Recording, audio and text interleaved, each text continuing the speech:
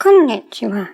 Today we're going to talk about the Japanese Language Proficiency Test, or JLPT, and we're not just going to talk about the exam itself and whether it's a good idea to take it, because it goes rather deeper than this. The whole way of teaching Japanese in lots of websites and textbooks and other places is heavily influenced by the JLPT. For obvious reasons. This is the main national Japanese proficiency test. Various people are going to take it, and so the way the language is taught tends to be shaped around it. Even places that aren't thinking about the JLPT are influenced by other sources that were based on it. So, is this a good effect that it's having on the teaching of Japanese? And if it's not, how can we adjust our strategy to do better? So first of all, let's take the test itself overall. And the first thing to say here is a slightly unfortunate thing, which is that among national language proficiency tests, the JLPT is one of the most backward-looking and inefficient. Why? Well, not to put too fine a point on it, because it's cheap. Everything is multiple choice and can be graded by a computer. There are no interviews, no conversation assessment, no opportunities for you to try to express anything in Japanese, because all of this would require qualified humans to be involved in the exam, and that would be more expensive. What this means is that all the teaching materials geared towards the test are heavily on one side of Japanese while ignoring other aspects. The test itself makes up for completely ignoring half the language by being especially severe in testing the other half, especially at the higher levels. Is it important that the actual functionality in Japanese aspect of the language is left out? Well, yes, I'd say it's very important. My associate, Kyoya Sashiku, a few years ago sat the JLPT2 in a major American city. When she entered the examination hall, the Japanese proctors spoke to each entrant as they came in. Kyoya Sashiku watched this, and of all the people she saw, she didn't see everybody, but she saw quite a few people, and of all the people she saw going into that exam, being addressed in Japanese by a Japanese proctor, every one of them shuffled a bit and replied in English. We're talking about very basic Japanese here. We're talking about the sort of ordinary aisatsu, and if you have any questions, don't hesitate to ask, and that sort of thing. And they couldn't handle it. And we're talking here about people going in for JLPT2, not people starting to study the second highest level of the JLPT, but people who have studied it and consider themselves ready to take the exam. And I have no doubt that a lot of those very same people passed it, because the fact that you're non-functional in the language on a practical level has no bearing on the exam. If you're adequately prepared for the exam itself, you can pass it. But that doesn't say anything about whether you can actually use Japanese in real situations. Now, the next thing I would say is that the exam becomes increasingly worse as it goes on. That's to say, JLPT5, if you want to take it, I don't see that it does a lot of good, but it doesn't do a great deal of harm. Everything in that exam is stuff you're going to need to know.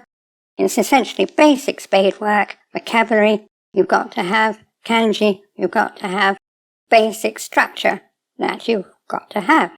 The way it's taught in the textbooks is terrible, as you know, but it's the same structure whether you learn it from textbooks or whether you learn it from my structure course, which of course is what I recommend, so that you learn the actual way that the language is put together. So, JLPT5, it's okay. As it goes up, it gets worse and worse.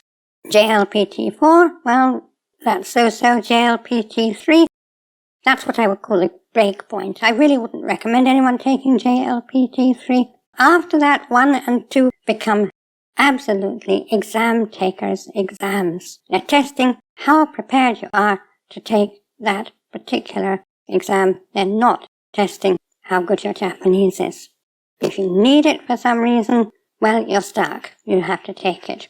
If you don't, then thank whatever gods are looking after you and avoid it like the plague. So now let's talk about the effect that this examination has on the way Japanese is taught. Now this is going to be a little bit unfair because the influence in fact goes both ways. The JLPT has a heavy influence on how Japanese is taught, but the exam itself was structured around the way Japanese was already being taught to foreigners in foreign countries.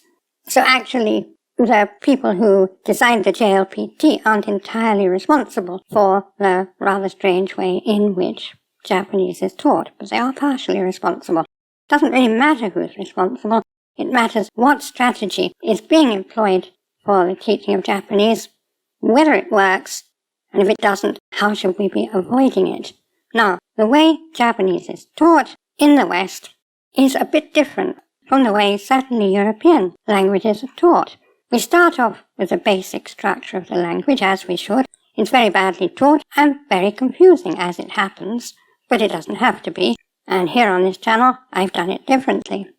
But once we get past that basic core structure, we get on to something called grammar points. Now, what are grammar points? Essentially, it's idiom study. It's telling us how the Japanese go about expressing certain things. It's teaching us the expression strategies used in Japanese. Now, this is fairly unique. I don't think this is done, at least to anything like the same extent in European languages. When I learned French, which I did in order to replicate the way humans learn language as part of my self-learning process, my French teacher said to me at a certain point, well, I've taught you French grammar now. Go ahead and start reading French. I didn't read an awful lot because I didn't have a lot of interest, and that's fine. If you don't have a great deal of interest in a language, just pass a basic exam and say you've got the qualification or whatever it is you wanted to do. But I did read some French, and if I'd been really serious about it, I would have read a lot of French, and this is the obvious process to follow. So why in Japanese is it different? Why in Japanese do we go on using these grammar points, which are in fact idiom studies, right through JLPT N2 and N1? Well, of course, partly it's because they're easier to grade with a computer. You can give people sentences with blanks in and ask them which of 5 words they ought to be dropping into the blank. But it isn't just that. There is a valid reason for it, and the valid reason is that Japanese does have a lot of expression strategies that are very different from expression strategies that we find in Western languages. And I, in fact, also make videos in the later part of my structure course on expression strategies in Japanese. However, I always strongly make the point that these are not learning Japanese. These are just giving you some scaffolding, some extra help with your immersion. Without immersion, you're going nowhere. The problem with the way these expression strategies, or grammar points as they call them, are taught in the West is that they're taught as magical formulas. Use this particular combination of words and it has this particular meaning. If you say open sesame, the door opens. If you say open fenugreek, it doesn't. Nobody knows why, it just goes back to ancient history. What I do, as you know, if you've watched any of my later structure videos, is look at the structure so that we actually see not just what particular verbal formula happens to mean what, but why it means it, how it's structured, how it works. This, of course, is not the way the JLPT grammar points at the higher levels are handled by the people who teach them. And to be fair, this is not the fault of the JLPT. It's the fault of the way Japanese is taught in the West. But the point I would make here is the way they're presented in JLPT. For example, we may be given a bunch of expressions like ni taishite, ni totte, ni yotte, ni watatte, and we'll be told those all together and told how they're relatively subtly distinguished in different sentences. When we finally get to the test, we'll be given sentences with blanks in and told to drop one of those 4 or 5 or 6 words. This is a terribly bad way of learning. If we go back right to the early stages of learning the language, and when we're doing that, vocabulary really is a kind of brute force learning process. When we're new to Japanese, there's really no reason why ki should mean tree and hito should mean person rather than the other way around. It really is at that stage a simple exercise in associating a sound with an idea. And studies have shown, what common sense would have taught us in the first place, that a very bad way to learn this kind of vocabulary is in themed groups, like learning fruits one day and household objects the next, for example. The problem with this is that the mind forges links, and where it's got nothing else to grasp on, and with early vocabulary it has nothing else to grasp on, because as we say, there's no reason why hito should be person and ki should be tree rather than the other way around. There's no reason why ringo should be apple and nashi should be a Japanese pear rather than the other way around. It's just how they are. So when we learn these in a group, the mind, which is looking for anything it can latch onto to give some kind of context to these words, will very often latch onto the fact that we learn them at the same time. So people will find themselves later very often saying, apple. Was that ringo or was that nashi? So it's a bad way to teach in thematic groups, and it's also a bad way to teach expressions like nitaishite, niwatatte, hitotte, and so forth, teaching them just as a group, especially when you're not doing anything to teach people structurally why one happens to mean what it means as opposed to another. Now, structure can come in to help us here, because by the time we've reached JLPT N2 level, we really ought to have a bit of information that could help us.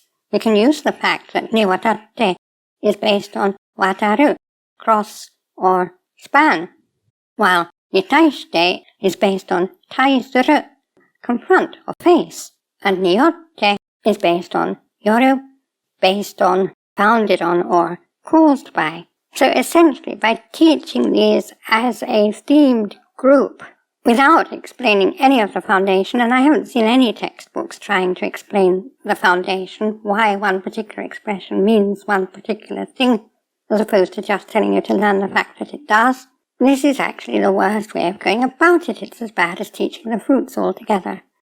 But there's something even deeper than this, and that is the question of practicality. Now, if you're just learning a language in order to pass an exam, that's fine. That's what you're doing. But if you're actually in the language, seriously, for the long term, and your aim is to use it effectively in a variety of ways, under what circumstances would this particular kind of study be of any use to you? If you're hearing these words, most of the time you can tell from context what they mean.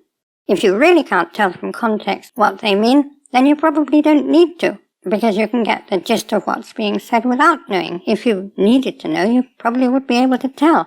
If you need to use the words in writing, you can look them up.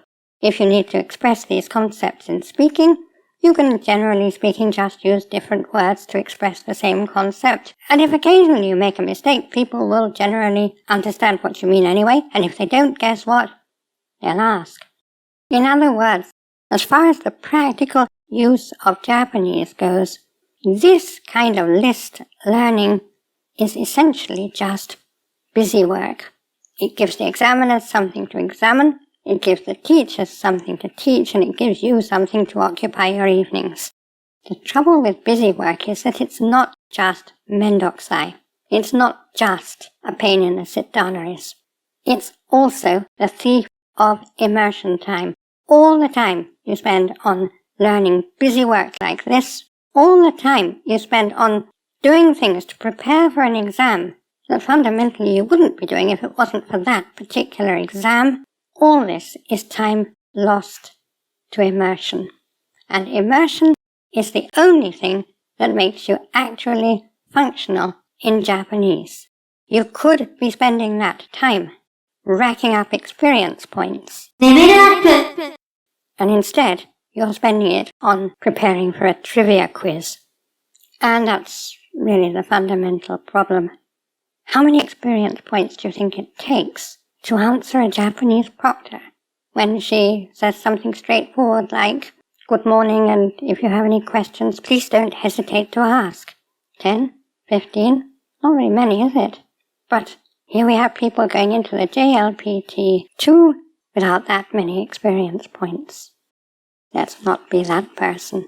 If you have any questions or comments, please put them in the comments below, and I will answer as usual.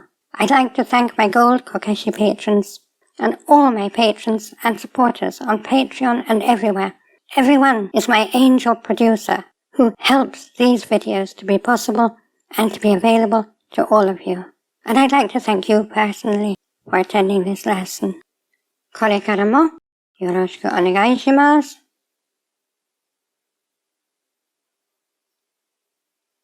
Class dismissed.